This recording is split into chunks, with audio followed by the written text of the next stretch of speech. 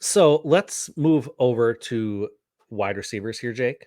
Let's do it. And I want to get back to the Bears, which is the weirdest fucking comment Gross. I've ever made in my life. What's wrong with you? But let's. I know I don't know what's going on. But let's talk DJ Moore versus Terry McLaurin. DJ Moore, wide receiver 20, going 50th overall, and you got Terry McLaurin at wide receiver 22 and 53rd overall.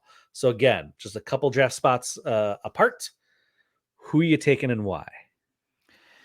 This was a landmine that I was hoping I would throw your way, honestly, because my secret answer is neither. I'm passing on this tier of wide receiver, but if I'm forced to, if there's just no other options and I have to choose between one of these two, I'm going to go with the one that has less competition, and that is DJ Moore.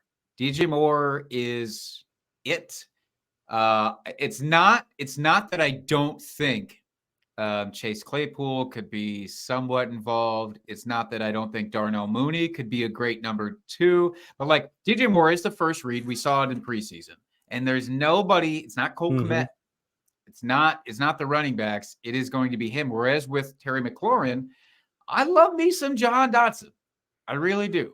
I love Jahan Dotson. Terry McLaurin has never been the elite fantasy wide receiver. He's respectable. He's very respectable. He's a fringe wide receiver 2 to mid-range wide receiver 2.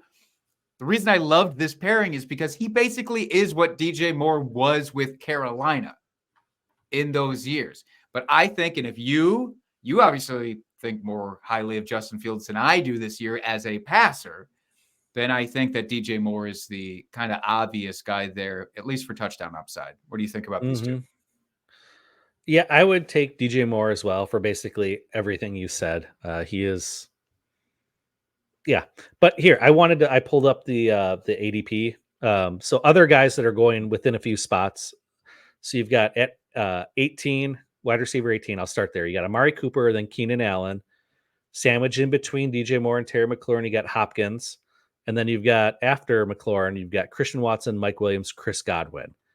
And I know you said you kind of were avoiding this tier, but now that we kind of expanded it a little bit, do any of those guys interest you more than these two do? I mean, because they're all going, within, you got, well, Keenan Allen's at 42. You got Hopkins He's at my obvious 52. standout. Watson's 55, Mike Williams 56. So they're all kind of clustered in the 50s there.